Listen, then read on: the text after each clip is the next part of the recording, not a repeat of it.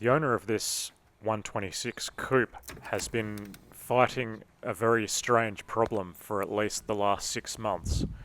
Anytime the battery is connected now, the car behaves as if the key is on in position 2. Initially, it didn't start out this bad. Initially, it just was intermittent. Occasionally, he couldn't turn the engine off. And strangely enough, the solution to that problem was to turn the indicator on. So his fix for the last 6 months was to leave the indicator on, and that's how he could ensure the car wouldn't stay energized when he turned it off at night. Now, first of all, I suspected it might be the ignition switch, and this is it completely disconnected, and it made no difference whatsoever. After a bit more troubleshooting, we found out that the problem was isolated to circuit number 15. This is a permanently powered circuit, and here you can see the accessories that are powered from circuit number 15. Immediately I suspected it was something to do with those seatbelt handover mechanisms because the passenger side one was misbehaving anyway. To do more testing, we had to move the car. That's not a problem because now it's able to start and shut down. Are you rattled? I'm going to swap the chain tensioner over.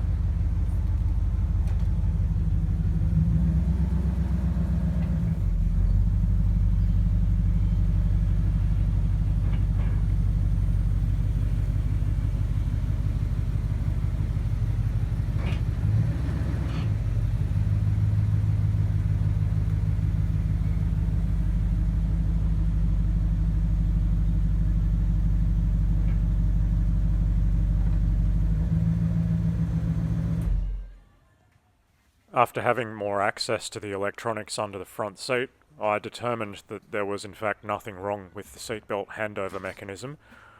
The problem with it is that the system thinks that there's always someone sitting in that passenger seat. That's a fault we need to look at for another day, but that's not the cause of the problem on circuit 15. To be sure, I completely disconnected both sides with the mechanisms. They were not connected whatsoever. There's 2 connectors to disconnect, one at the relay box and one here, which basically powers the motor, etc. With both sides disconnected, the fault on circuit 15 persisted, so it's absolutely nothing to do with this. So I just put it back together and did more testing.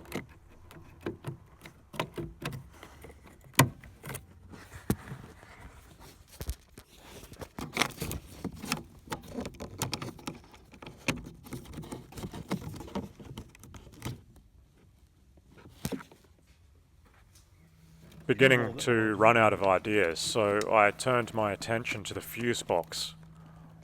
And luckily I did, because this is exactly where the problem is you're about to see.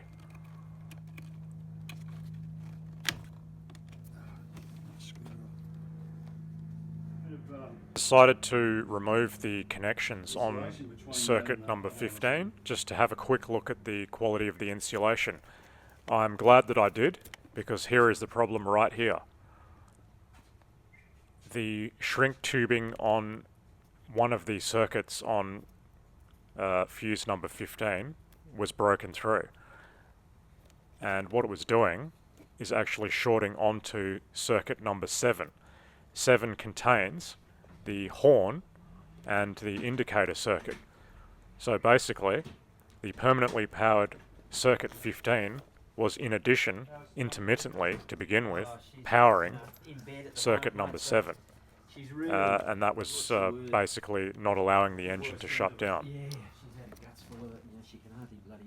I fixed this by putting not 1 but 2 layers of heat shrink tubing back on that connector and putting the vehicle back together.